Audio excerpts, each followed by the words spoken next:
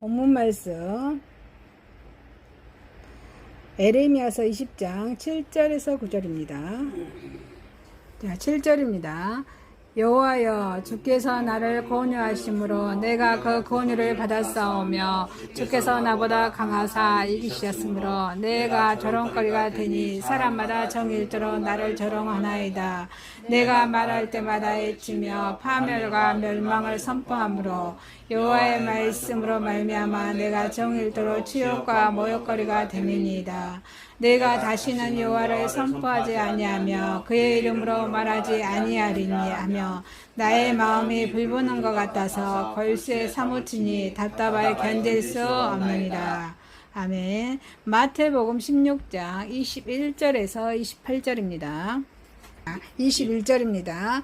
이때로부터 예수 그리스도께서 자기가 예루살렘에 올라가 장로들과 대제사장들과 서기관들에게 많은 고난을 받고 죽임을 당하고 제3일에 살아나야 할 것을 제자들에게 비로소 나타내시니 베드로가 예수를 붙들고 항변하여 이르되 주여 그리 마옵소서, 이 일이 결코 주께 미치지 아니하리이다.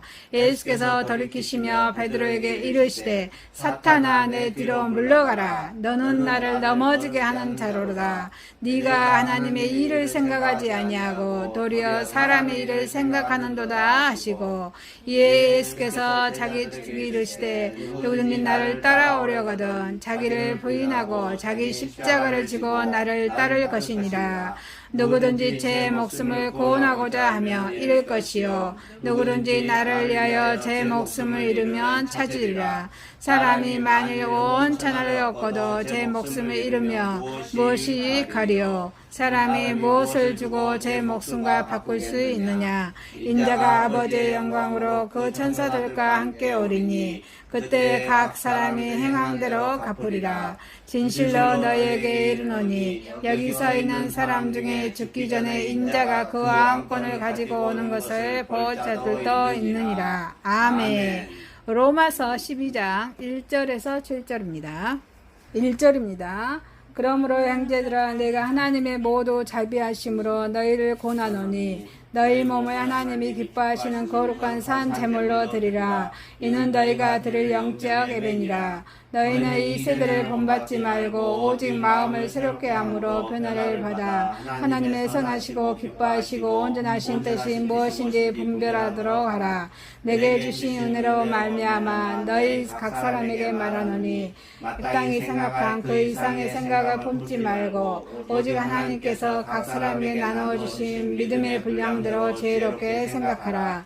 우리가 한 몸에 많은 지체를 가졌으나 모든 지체가 강한 기능을 가진 것이 아니니 이와 같이 우리 많은 사람이 그리스도 안에서 한 몸이 되어 서로 지체가 되었느니라. 우리에게 주신 은혜대로 받은 은사가 각각 다르니 혹 예언이며 믿음의 분수대로, 혹 섬기는 일이며 섬기는 일로, 혹 가르치는 자며 가르치는 일로. 아멘. 본문 말씀 에레미야서 20장 7절에서 9절, 마태복음 16장 21절에서 28절, 로마서 12장 1절에서 7절 말씀으로 우리가 은혜 받고자 하는 제목은 소망의 주님이란 제목으로 은혜를 받고자 하겠습니다. 자, 소망은 우리가 바라보는 것이죠. 자, 첫 번째, 소망의 주님을 바라보며 갈등이 있어도 확신으로 인도합니다. 자, 이 본문 말씀의 에레미야는 자, 하나님 아버지의 공고로 인해서 예언자가 됨에 따라 어째 공경에 처했다고 에레미야는 자신의 신세를 한탄합니다.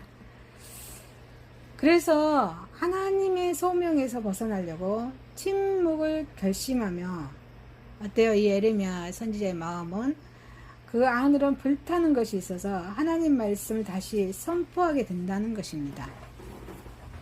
이 선지자 에레미야는 하나님의 부르심을 거절치 못합니다. 그래서 어떠한 고난을 겪는다고 이러한 고난들을, 많은 고난들을 겪는다고 생각합니다. 자, 여러분, 오늘날 하나님을 믿는다는 저와 여러분 어떻습니까? 직장에서나 사회에서나 이유 없이 비난이나 조소를 받는 경우가 종종 있습니다. 자,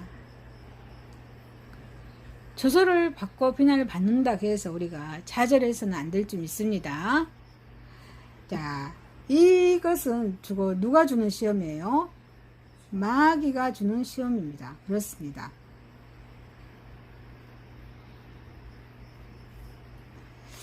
자, 그래서 우리는 저와 여러분 다 함대한 신앙으로 이런 시험들을 이기는 저와 여러분이 되어야 될 줄 믿습니다. 아멘. 자, 이 에레미야 선지자는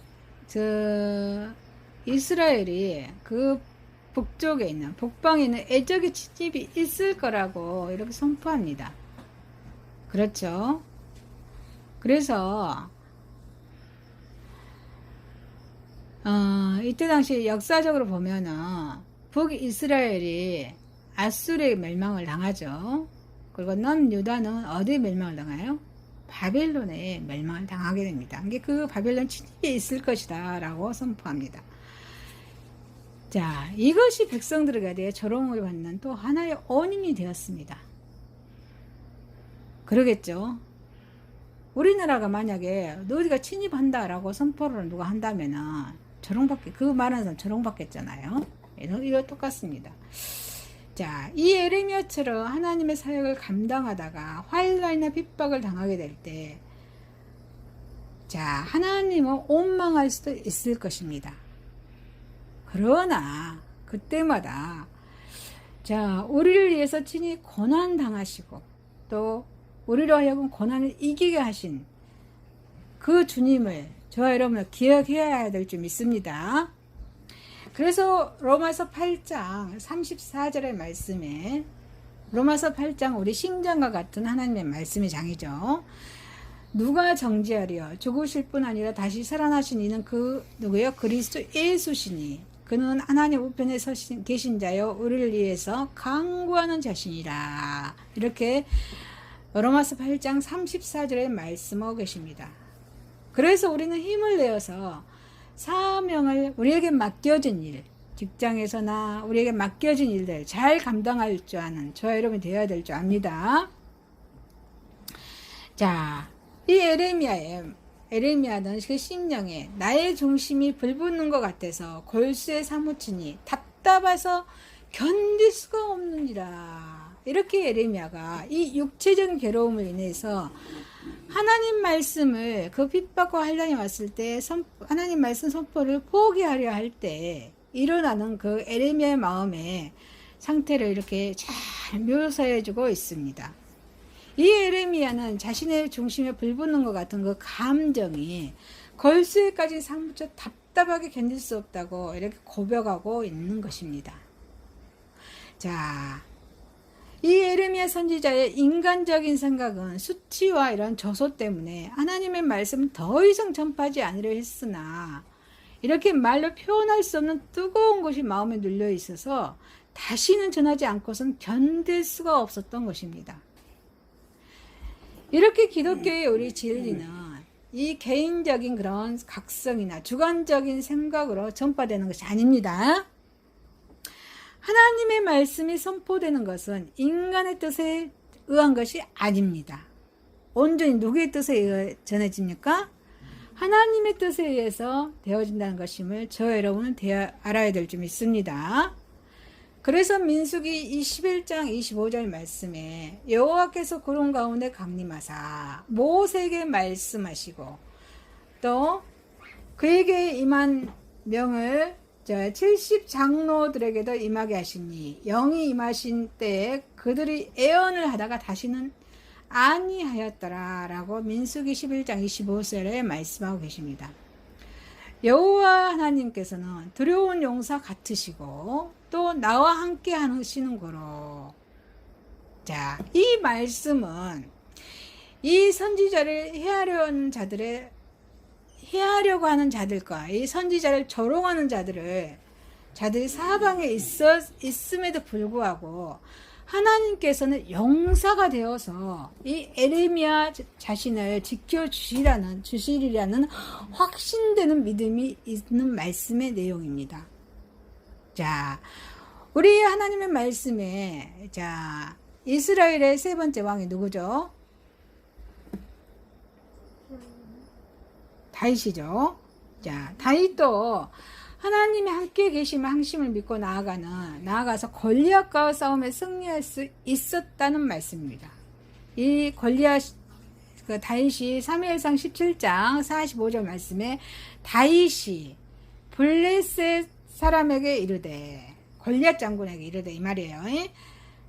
블레셋의 골리앗이 아주 장수였죠. 키가 크고 몸도 크고, 그런 골리앗에게 이르되, 너는 칼과 창과 단창으로 내게 나아오거니와. 이 다윗은 누구의 이름으로 나간다고요? 만군의 여호와의 이름으로 곧 네가 모욕하는 이스라엘 군들의 하나님의 이름으로 네게 나아가노라 라고 이렇게 고백하고 있습니다. 자, 오늘날 우리의 상황이 사방으로 우겨싸움을 당하는 극한적 상황일지라도 저와 여러분 하나님의 임재를 굳게 믿으면서 나아갈 때 하나님께서 친히 그 문제를 해결해 주시고 하나님의 살아계심을 저와 여러분에게 나타내 보여주실 것입니다. 자, 나를 박해하는 자가 넘어지고 이기지 못할 것이요. 이 에레미야 선지자는 자기를 대적하는 자들이 큰 수욕을 당할 것을 내다보았던 것입니다. 자, 저와 여러분, 우리 성도들을 넘어뜨리게 하고 핍박하는 자를 하나님은 어때요? 넘어뜨린다는 말씀입니다.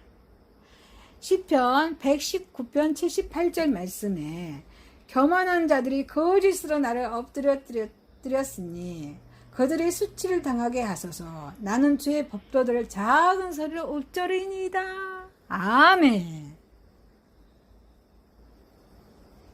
핍박하는 자를 하나님은 넘어뜨리십니다.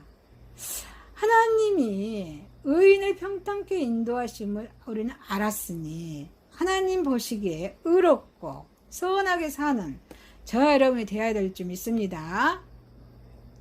그래서 의인을 시험하사 그 폐부와 심정을 보시는 만군의 여호와여 그랬어요. 에레미야 선지자는. 그래서 에레미야 선지자는 하나님께서 모든 인생을 감찰하시며 의인을 시험한다고 고백하고 있습니다. 자, 이 심령을 감찰하시는 하나님은 모든 사정을 다 알고 계시기 때문에 의인을 시험의 수렁에서 건져주시는 것입니다. 우리가 살아가는 동안에 크고 작은 여러 가지 시험을 당하게 됩니다. 그렇죠? 많은 것을 당하게 됩니다. 그러나 놀라거나 두려워하지 마시기 바랍니다. 우리 주 예수님께서 그 시험을 받아서 고난을 당해 보셨기 때문에 시험 당하는 저 여러분들이 그 시험을 능히 감당할 수 있도록 예수님께서는 힘을 공급해 주실 것입니다. 자, 히브리서 2장 18절에 예수님이 그가 시험을 받아 고난을 당하셨으니 시험 받는 자들이 능히 도울 수 있느니라. 히브리서 2장 큰 구원의 말씀의 장이죠. 히브리서는 기독교는 변함이 없다. 변함이 없는 하나님의 말씀이다. 이 말씀의 장이죠. 자, 히브리서 2장 18절에 말씀하고 계십니다.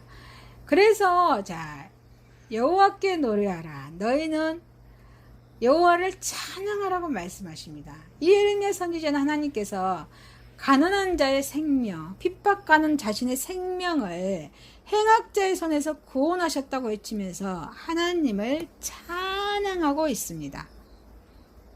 자, 이 예레미야 선지자의 자신의 기도의 응답이 이렇게 나타나지 않았지만, 자, 이미 응답된 것을 믿고 있었던 것입니다. 자, 그래서 저와 여러분도 하나님께 한번 기도한 것은 이미 응답된 것으로 확신하고 확신하는 그런 믿음을 가져야 될 줄 믿습니다. 자, 마가복음 11장 24절에 이렇게 말씀하십니다. 그러므로 내가 너에게 말하노니 무엇이든지 기도하고 구하는 것은 받은 줄로 믿으라. 그리야만 너에게 그대로 되리라. 아멘. 자, 저 여러분, 이 에레미야 선지자의 기도를 통해서 순종과 찬양으로 참된 성도의 모습을 발견할 수가 있습니다. 이 찬양은 주님을 찬양한다는 것은 하나님께 영광을 올려드리는 것이죠. 개인의 형편과 처지를 떠나서 모든 민족이 하나님 앞에서 행해야 할 신성한 저와 여러분의 의무입니다. 아멘이십니까? 자, 그래서 시편 67편 3절에 말씀하십니다. 하나님이여 민족들의 주를 찬송하게 하시며 모든 민족들의 주를 찬송하게 하소서. 아멘. 여러분의 입술이, 저와 여러분의 입술이 하나님을 찬양하는 복스러운 입술이 되길 주님 이름으로 축복합니다. 자, 소망의 주님을 바라보며 이러한 갈등이 있어도 확신으로 인도하시는 소망의 주님을 바라보는 저와 여러분 되시길 주님 이름으로 축원합니다. 자, 두 번째입니다. 소망의 주님께서는 책망하십니다. 책망하셔서 주님을 바르게 바라볼 수 있도록 잘못된 길로 가는 주님의 자녀들에게 책망하셔서 바르게 갈 수 있도록 인도하는 게 책망이죠. 자, 책망하십니다.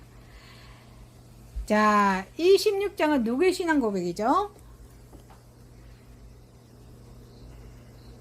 마태복음 16장은 누구의 신앙 고백이에요? 베드로의 신앙 고백이잖아요. 베드로의. 예수님의 12제자 중에 수제자입니다. 베드로는. 자, 베드로의 신앙 고백을 들으신 예수님께서는 자, 이제는 그 제자들의 신앙이 어느 정도 성숙하여졌다고 판단하셨습니다. 그래서 예수님께서는 이 제자들에게도 예수님의 그 고난에 대해서 이야기해도 줘도 좋을 것이라고 이렇게 생각하셨습니다. 제자들은 아직도 그 예수님이 메시아 사역에 대해서 이해가 부족했습니다. 예수님이 십자가의 고난의 사건을 당하고 부활하실 것이다. 이런 사건에 대해서 제자들이 어때요? 이해가 부족했다 이 말이죠. 예수님께서는 고난에 대해 말씀하셨을 때 제자들은 그것이 무엇을 의미하는지 전혀 몰랐기 때문입니다. 이 본문에서 이 제자 중에 대표가 누구예요? 베드로가 어때요? 주여 그리 마옵소서. 이 고난에 대해서 말을 하자 베드로가 그리 마옵소서 라고 말합니다. 자, 베드로의 이 간언 어째요? 이 간언이 뭐예요? 이 사람에게 잘못된 일을 고치도록 하는 말이죠. 이 베드로의 간언과 자, 이 간언에 대해서 책망하시는 이 예수님의 답변이 우리에게 주는 교훈을 함께 생각해 보도록 하겠습니다. 이 베드로의 지나친 자신감은 그로 하여금 자기 혼자만의 예수님을 가장 사랑하는 것처럼 착각에 빠지게 하였습니다. 예수님께서는 고난에 대해 말씀하시기 전에 베드로의 신앙 고백이 뭐예요? 주는 그리스도시요 살아계신 하나님의 아들이니라 라고 고백하는 고백으로 주님께 어째요? 이 베드로의 신앙 고백을 주님께 칭찬을 받죠. 놀라운 축복을 약속받았던 이 베드로는 자신감이 아주 차 있었습니다. 그래서 이 베드로는 예수님께서 고난에 대해 말씀하실 때 그 뜻이 무엇인지를 깊이 생각해 보지를 않습니다. 그래서 베드로 자신만이 예수님을 가장 사랑한다고 그렇게 착각을 합니다. 그래서 그 예수님의 그 고난에 대해서 말립니다. 그래서 말리고 나서 큰 실수를 저지르게 됩니다. 자, 이처럼 저와 여러분도 우리 자신의 근거를 둔 자신감을 가지게 될 때 어때요? 그것이 자만심에 빠져서 큰 실수를 저지르게 됩니다. 그래서 우리는 조심해야 돼요. 늘 조심해야 돼요. 자기를 제어하고 살필 줄 알아야 돼요. 아멘이십니까? 자기를 살필 줄 알아야 돼요. 자만심에 빠지지 않게 해서 늘 살필 줄 알아야 될 줄 믿습니다. 진실된 성도는 하나님의 일보다는 사람의 일을 더 생각할 때 사탄에게 이용당할 여지가 더 많아요. 이 베드로가 자신감이 지나쳐서 교만에 가까운 말을 했다고 해서 그가 본성적으로 나쁘다고는 이렇게 나쁘다고 평가할 수는 없습니다. 성경 그 어느 것을 보더라도 베드로는 선하고 의롭고 의로운 성품을 지닌 사람이었습니다. 이 베드로는 어때요? 모든 것을 깊이 생각하지 않고 그렇고 생각하지 않고 말하는 그런 행동하는 다혈질인 성질의 사람이었습니다. 다혈질이 뭐예요? 감정의 움직임이 빨라서 자극에 민감하고 흥분되어서 오래가지 아니하고 성급하고 인내력이 부족한 그런 기질이 다혈질 성질이죠. 이 베드로가 다혈질적인 성품의 소유자였습니다. 그래서 이 베드로는 그 성품으로 하여금 순간적으로 하나님의 일보다는 누구의 일을 먼저 생각해요? 사람의 일을 더 생각하게 되어서 실수하게 됩니다.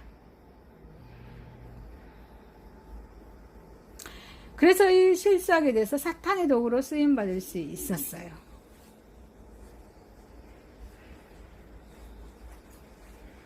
저와 여러분은 이렇게 사람의 일을 더 생각하게 하게 될 때 실수하게 됩니다. 이런 실수를 범하지 않아야 될 줄 믿습니다. 자, 예수님께서는 언제든지 하나님의 사역을 맡은 자들은 그 사역을 포기하도록 유혹을 받습니다. 예수님께서 이 땅에 오신 목적은 죽기 위해서 우리 죄를 위해서 십자가 사건을 나타나기 위해서 이 땅에 오셨다고 해도 과언이 아닙니다. 그래서 베드로가 예수님의 죽음에 말린 것은 겉으로 보기에는 예수님의 이한척입니다. 그러나 실상은 예수님의 사역을 포기하라는 것입니다. 이렇게 사탄은 하나님으로부터 받은 사명을 받는 자들에게 어때요? 그 사명을 포기하도록 이 사탄마귀들은 유혹을 합니다. 저와 여러분이 일어난 유혹에 우리의 사명을 빼앗기지 않도록 주의해야 합니다. 이렇게 강경한 유혹자들은 항상 멀리 있는 것이 아닙니다. 어때요? 우리의 가장 가까이에 있어요. 예수님께 사역을 포기하도록 권유한 사람은 의외로 멀리 있지 않았습니다. 예수님의 가장 가까이 있는 사람 누가 유혹을 했죠? 베드로가 그 유혹에 감당을 했고, 또 어때요?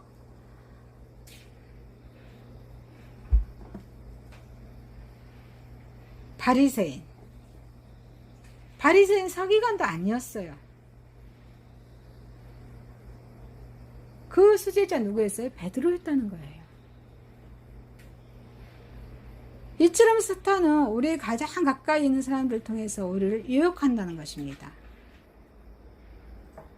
가까운 사람을 통하여 우리를 유혹하는 사탄의 계기에 넘어가지 않도록 각별히 저와 여러분 주의하겠습니다.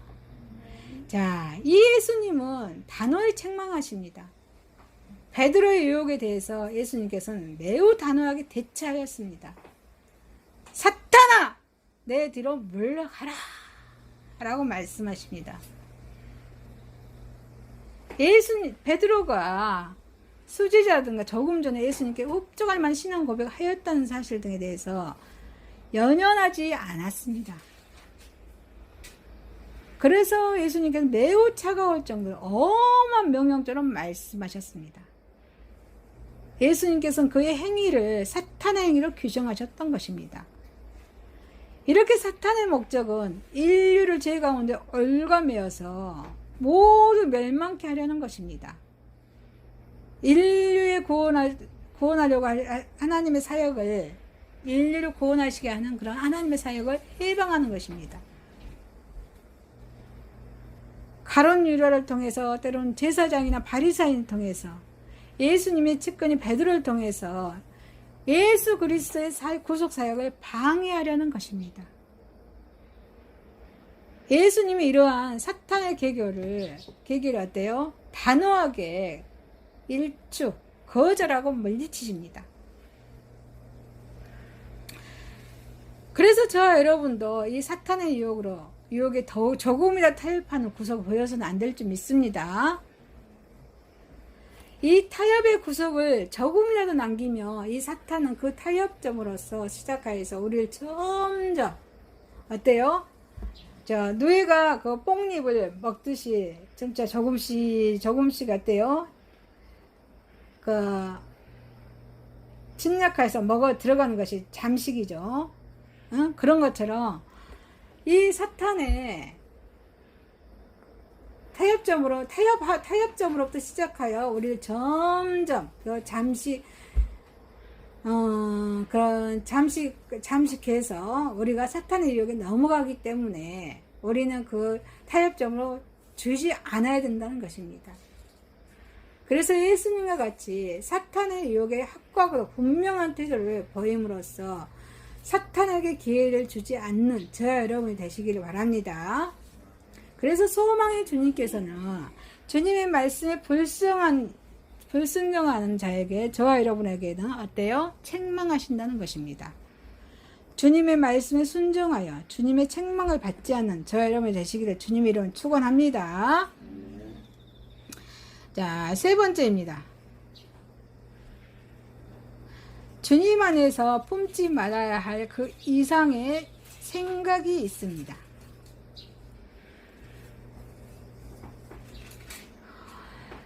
로마서 12장은 생활편이에요.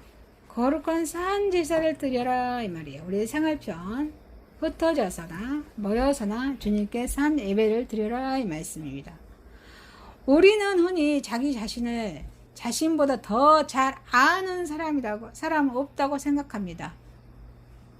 여러분의 자신에 대해 잘 알고 계십니까? 본문은 그러한 생각이 얼마나 잘못된 생각인지 교훈하고 있습니다.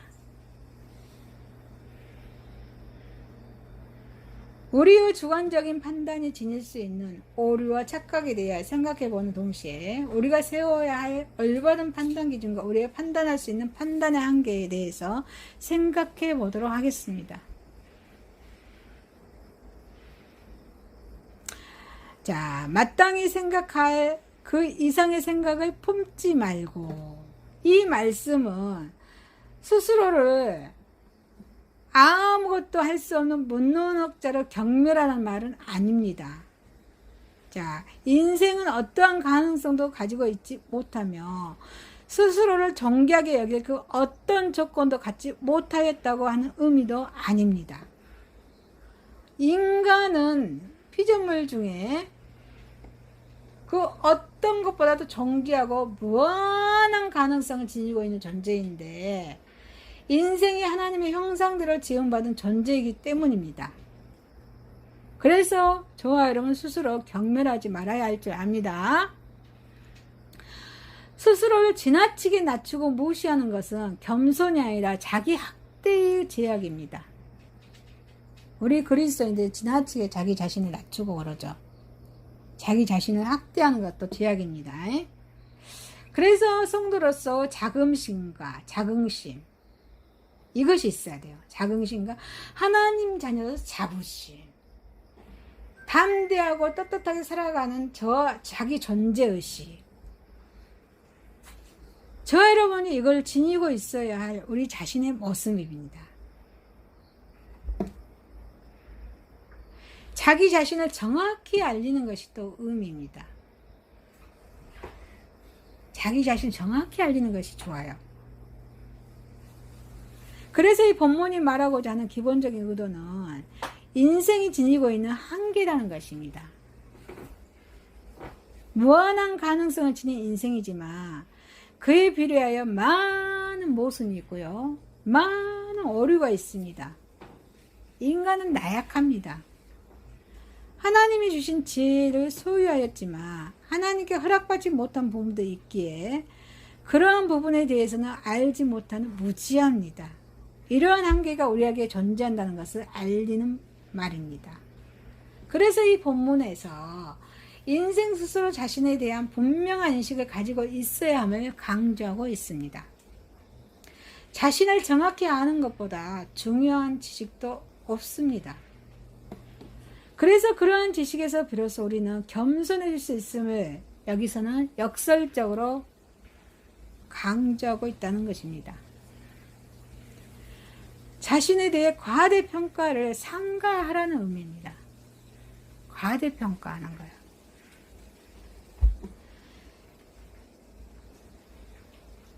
자, 이 본문이 말하고자 하는 구체적인 의도가 무엇입니까?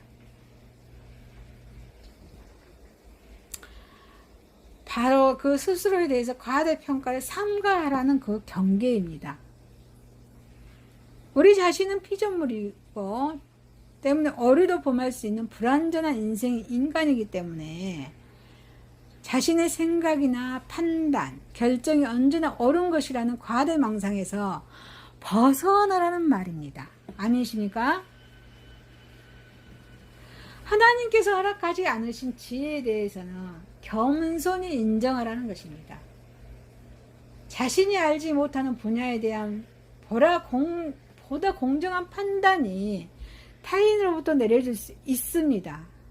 그렇기 때문에 우리 각자는 자신에게 허락된 지혜와 믿음의 분량대로 겸손히 판단하고 생각하고 결정해야 한다는 말씀입니다.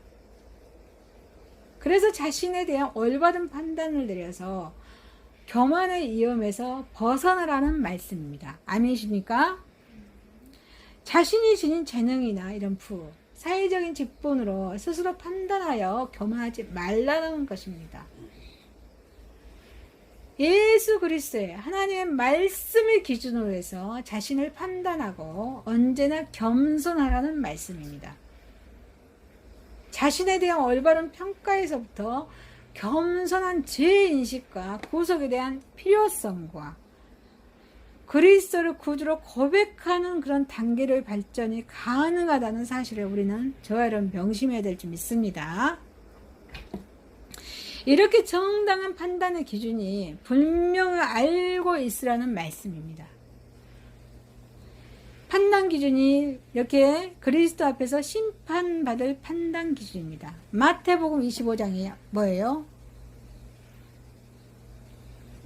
재림 징조에 대해서 말씀장이죠. 갑자기 돌아가셔서 읽어보시기 바랍니다. 25장, 마태복음 25장. 하나님은 심판날에 다른 어떤 조건을 보시고 판단치 않으십니다. 바로 기준, 그리스도에 대한 믿음의 기준, 믿음의 정도와 예수 그리스도에 의해서 바치는 헌신과 충성의 그런 정도에 따라서 심판하실 것입니다. 우리가 가꾸어야 할 우리 자신의 모습은 우리 자신의 과대평가나 세상적 지식이 아니라 겸손히 예수 그리스도를 인정하고 받아들인 믿음입니다. 그리고 뭐예요? 열정적인 충성입니다. 믿음과 충성에 다른 표준은 그런 가치가 없는 표준입니다. 믿음에 우리가 지닌 재능과 학식, 지혜와 물질적인 부여는 우리 자신을 평가할 수 있는 적절한 기준이 돼야 안 돼요? 되지 않습니다. 못합니다. 이러한 기준들은 예수 그리스도 상관없는 자입니다.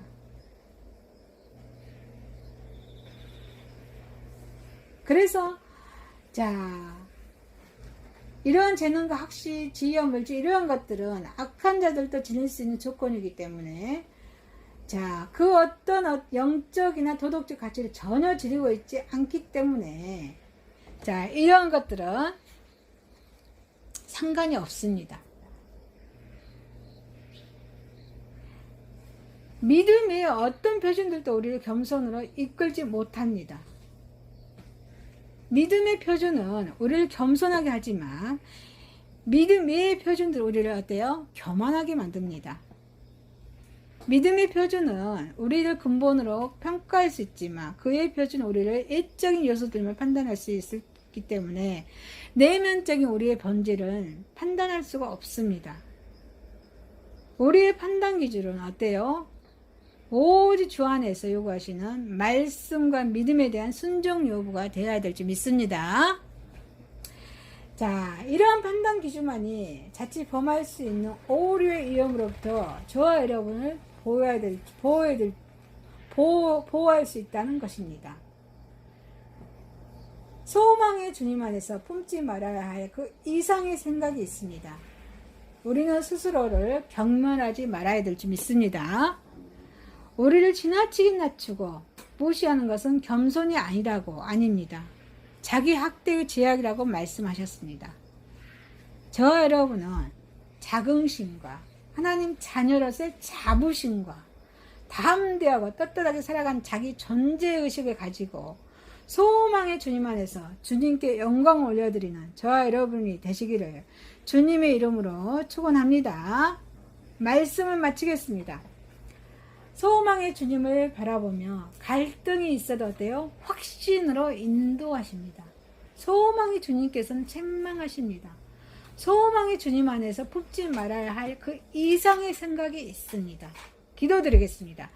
하나님 아버지, 소망의 주님을 바라보며 갈등이 있어도 확신으로 인도하고 주님의 말씀에 불순종할 때 우리 주님께서 책망하시고 지나치게 내 자신을 무시하지 않게 하시고 자긍심과 자부심과 자기 존재 의식을 가지고 살아가는 주님의 소망 안에서 주님께 영광 올려드리게 하여 주옵소서.